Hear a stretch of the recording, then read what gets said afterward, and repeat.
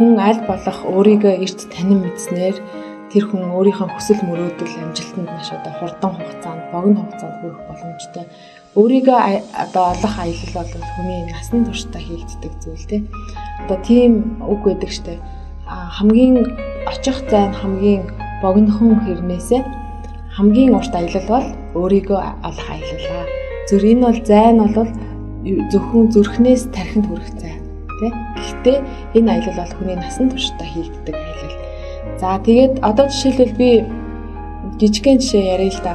Манай усад ч гэсэн олон жишээнүүд байна. Мэргэжлээ одоо буруу сонгоод өөрийгөө хайгаад олон янзын мэргэжлээ суралцаад ингэснийхаа дараагаар 30 хүрсэн хойно 40 хүрсэн хойно магадгүй 50 хүрсэн хойно тий өөрийнхөө жинхэнэ одоо авьяас сонирхол тэрийг нээж тэрүүгээр хичээллэж ингээд амжилтанд хүрсэн хүмүүсийн төв маш олон байдаг. Тэгвэл бид нар яагаад энийг богиносгож болохгүй гэж тий бид нар яагаад дөнгөж одоо ахлах ангид сурж байхдаа өөрийнхөө авьяас чадварыг нээгээд магадгүй дөнгөж 5 настай ч юм уу өөрийнхөө авьяас чадварыг нээгээд тэр хүн одоо амжилтанд хүрч болохгүй гэж тий. Карьер хөгжлийн төвийн захирал Мөнх Нарангийн хөвгөн хүсэл зоригоор амжилтанд хүрэх тухай ярилцлагаас KISS-BM 111. За яг манай монголчуудын жишээн дээр бол ажил мэргэжлийнхаа чиг хандлагыг одоо буруу тодорхойлсон тий буруу мэргэжлээрээ сурцсан тэр одоо мэргэжил нь өөрт нь сонирхолгүй байгаад ажил мэргэжлээ солих сонирхолтой зөндөө хүн. За бид нарыг одоо энэ үнэлгээгээр хүмүүсийг үнэлж эхлээд зөвлөгөө өгж ирснээс хойш маш олон тийм жишээнүүд гарсан.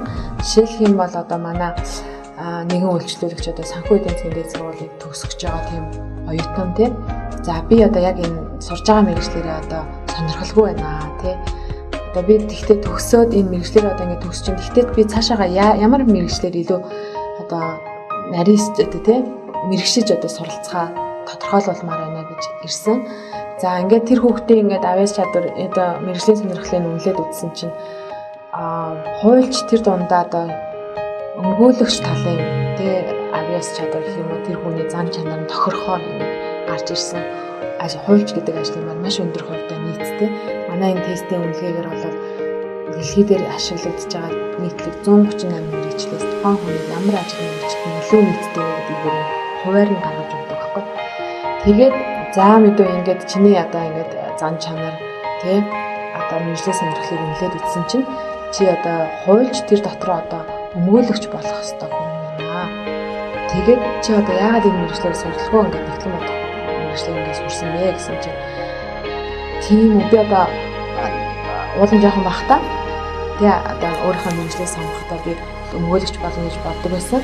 Тэгээд аав ээж маань маш их одоо хил амтай ажил учраас тий олон хүний юм зовлон тий хэрэг төвхтэй ингээд танилцаж ингэдэг ажил учраас одоо хил амтай ажил эмэгтэй хүнд хэцүү. Тийм болохоор чи одоо төгсөөд ажил найдвартай ажилтай учраас нэгтлэнгаар сураа гэж сургасан гэж. Тэгээд нөгөө хүүхэд маань тухайн үедээ бол аав ээжийнхаа үгэнд ороод ингээд сурцсан. Одоо сургуулаа төгсгөөсөн чи тухайн мэргэжлэр бол одоо сонирхолгүй. Тийм учраас би цаашдаа одоо ямар мэргэжлээр сурах вэ гэдэг.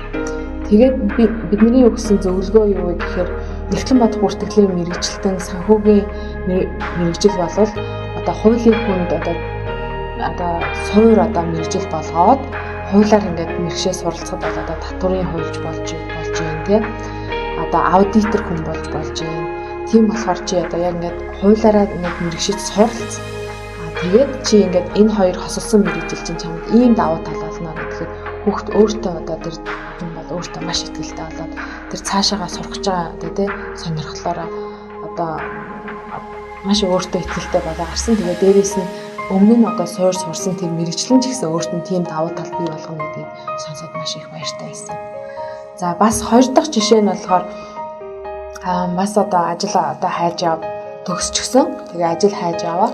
Тэгтээ тухайн ажил мэргэжлэрээ одоо хүний нөөцийн чиглэлээр сураад төгссөн. Тухайн ажил мэргэжлэр одоо ажил олдохгүй байна гэж явжсэн тийм юм байсан. Тэгээд одоо энэ бол яг бодит хүн штэ тий одоо бид нарыг одоо энэ үнэлгээ хийгээд эхэлж яхад надтай таалдаж одоо туслаач ээ. Одоо би намайг ингээд ажилд аваач ээ. Надаа ингээд ажил олдохгүй гэж ирсэн. Тэгээд тэр хүн маань үнэлгээ өгснөө дараагаар бол ерөөсөө ч одоо хүний нөөцийн ажил мэргэжилд огт тохирохоор тийм зан чанартай хүн биш тий. Хамгийн гол нь тэр чинь зан чанар л тэр одоо сонирхол нь тэр ажил мэргэжилдээ байна уу гэдэгт л гол асуудал байгаа байхгүй.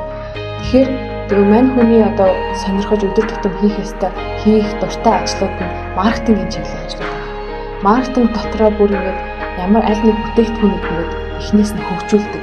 Өөрөөр хэлбэл за одоо энэ нэг одоо аяг байлаа гэж бодоход энэ аяг ямар хэлбэртэй ямар одоо материалаар хийгдсэн байвал хэрэглэгчид энийг илүү одоо тий сонирхож хэрэглэгчдэд илүү таалагдах юм тий гэдэг талаас нь хөгжүүлдэг ийм хүн байх хэрэгтэй юм байна.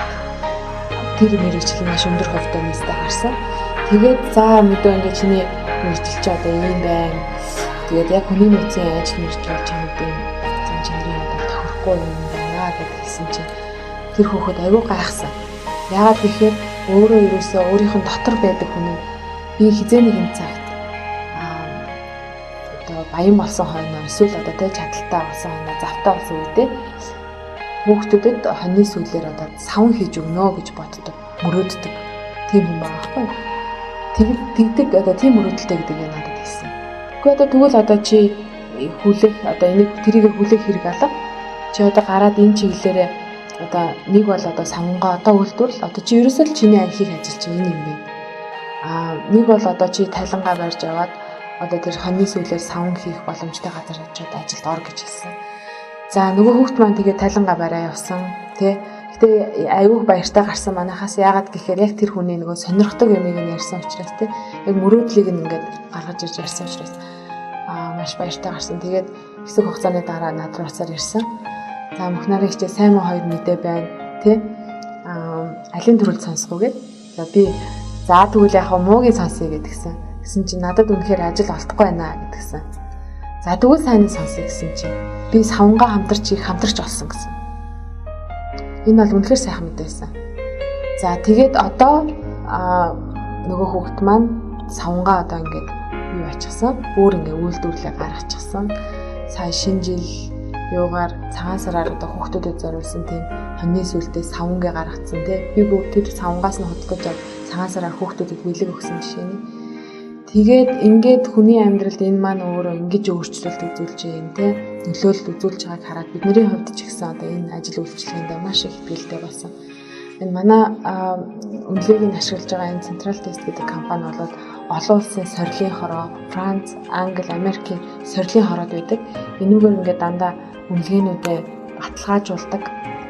Найдвартай байдал талаас нь те биднэрт бол одоо чанарын дүрмээр өргөж явуулдаг.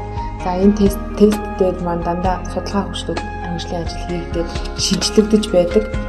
Одоо манай тест бол 6 сарын өмнө 84 ажил мэргэжлэр тухайн хүнийг одоо нийцтэй байдлыг гаргадаг байсан бол одоо бол 138 ажил мэргэжлэр нийцтэй байдлыг гаргаж байгаа.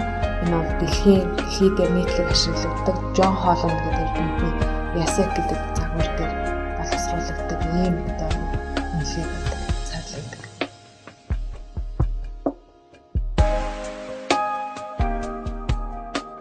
Карьер хөгжлийн төвийн захирлын мөнх нарангийн хөвгөн хүсэл зоригоор амжилтанд хүрэх тухай ярилцлагаас сонсогч танд хүргэлээ. Kiss FM 111